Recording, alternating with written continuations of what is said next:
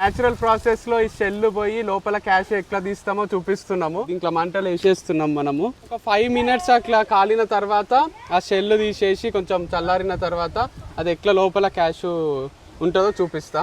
So ఇట్లా black colour వచ్చిన తర్వాత బయటికి తీస్తున్నాము. షెల్ పగలగొడుతున్నాము.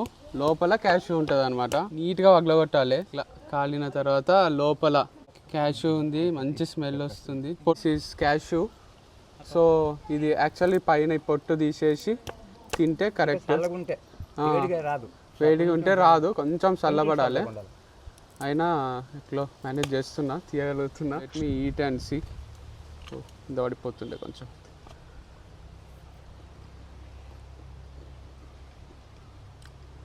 మామూలు లేదు అసలు. చిన్నప్పుడు మక్క పుట్టలు పల్లీలు కాల్చుకొని తినడం, కానీ ఇట్లా క్యాష్ ఉన్నట్టు కాల్చుకొని తినాలంటే శ్రీకాకుళం రావాల్సిందే, పలాస వరకు అని అర్థమైంది.